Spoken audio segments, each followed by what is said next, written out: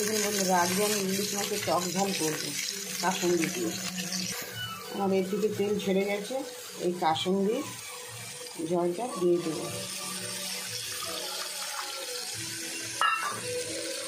এই টক ঝালটা হলে আমার শাশুড়ির খুব প্রিয়, বুঝেছেন? দেখুন বন্ধুরা, আমার ইলিশ মাছের টক ঝাল হয়ে গেছে। এবার এটা আমি নামিয়ে নেবো একটু সর্ষের তেল দিয়ে। দেখুন বন্ধুরা, আমার হয়ে গেছে টক ঝাল, মেদিনীপুরের ইলিশ মাছের টক ঝাল, দেখেছেন?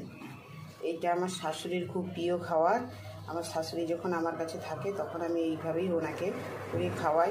আর শাশুড়ি বলে, আমার বৌমা না খেতে দিলে আমার পেট ভরে না। এরকম ভালো ভালো রান্না করে খাওয়ালে কার নাই ভালো লাগে বলুন তো?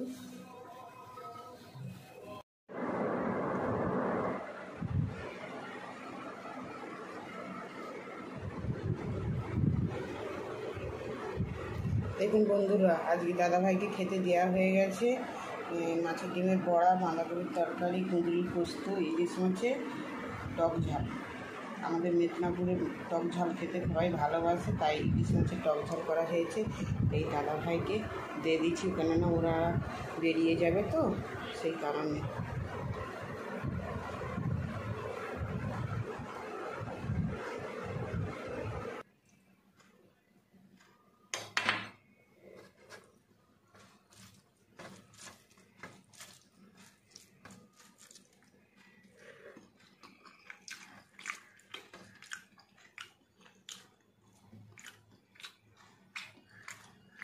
খুব সুন্দর।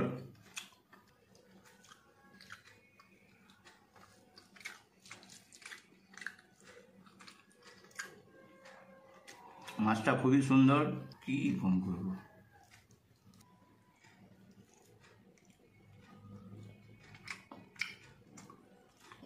এই মাছের ডিমটা খুব সুন্দর এবং ইলিশ মাছটাও খুব সুন্দর, খুব ভালো হয়েছে। বন্ধুরা, ভালো লাগলে কমেন্ট, শেয়ার, ফলো করবেন। দাদাভাই তো তাড়া আছে, একটু খেয়ে বেরিয়ে যাবে, কেন অফিস বেরোবে তো। ছেলে বেরিয়ে গেছে, ছেলে আজ লাঞ্চ করে না, বলছে আমি ব্রেকফাস্ট খেয়েই বেরিয়ে যাব, রাত্রে এসে ডিনার করব। দেখুন বন্ধুরা, এই আমাদের কাজ হয়েছে। এই দেশের বাড়ি এসছি, দেশের বাড়িতে এই নতুন বাথরুমটা হয়েছে, উপরেও হয়েছে, নিচেও হয়েছে। বাথরুম আছে, আগেকার বাড়ি তো তোমার হচ্ছে বাথরুম হচ্ছে সব বাইরে, মানে বাড়ির মধ্যে করা হতো না সবার বাড়িতে। আজ আমাদের বলে নয়, এখন সবাই বাড়িতে এখন বয়স হচ্ছে, নিচে নামতে গেলে কষ্ট হয়, উপর থেকে যারা উপরে থাকে। তারপরে হচ্ছে তোমার এই দেখুন আমাদের এইসব সবার বাড়িতে। তারপরে হচ্ছে কিনা রাত্রে বেরোতে ভয় পায়। আগের দিনে কিন্তু এত সব ছিল না, চোরও ছিল না। এখন হচ্ছে একটু আধটু চোরও হয়েছে, ওই কারণে হচ্ছে নিচে উপরে বাথরুম হয়েছে আমাদের। আর হচ্ছে কিনা এই আপনাদের দেখাচ্ছি, এই দেখুন আমাদের এই গদিটা বাইরে বের করে দিয়েছে, এই রং টং হবে বলে। আমার বক্স খাটে পাতা ছিল, এই দেখুন এই মিস্ত্রি এই বক্স খাট সব বের করে বিছান টিছান তুলে দিয়েছে।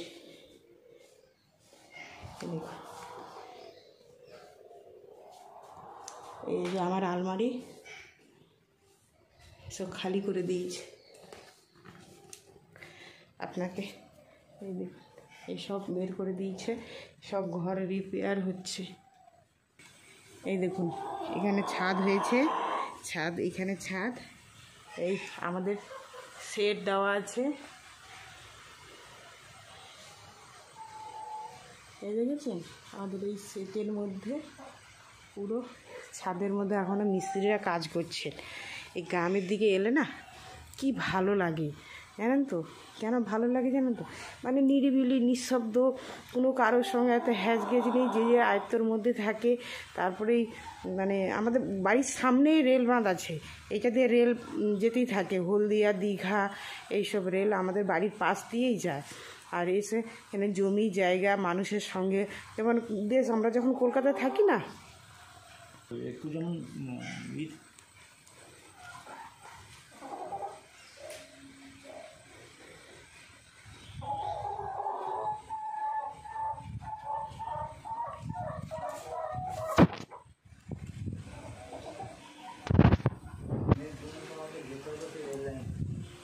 আমি ওইটা দিয়ে যেতে যেতে ভিডিও এই সামনেটাই তুলি।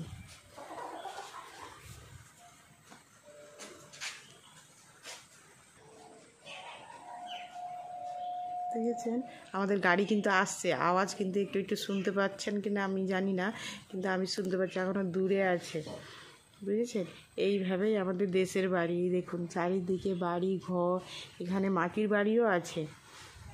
এই শ্বশুর বাড়িতে এখন কথা বলছি, এরপরে যাব বাপের বাড়ি, ভাই আসছে আনতে গাড়ি নিয়ে। আমাদের যাতায়াতের গাড়ি না থাকলে না, টোটো আছে, একলার জন্য না আসার সময় টোটোর জন্য না অনেকটা দাঁড়িয়েছিলাম। ওনারা বলছে কি আপনি একলা যাবেন, আর একটা গাড়ি মালগাড়ি পাস করলো, তারপরে একটা মেল এলো মেদিনীপুর লোকাল, আর হচ্ছে মেল গাড়িটা পাস করলো, মানে দুটো তিনটে গাড়ি পাস করার পরে তারপরে একটা মেদিনীপুর লোকাল এলো। তারপরে আসার পথে দু চারজন দেখি এলো, আর দুটো টোটো ঘুরে গেল, তারপরে আমি হচ্ছে আসতে পারলাম।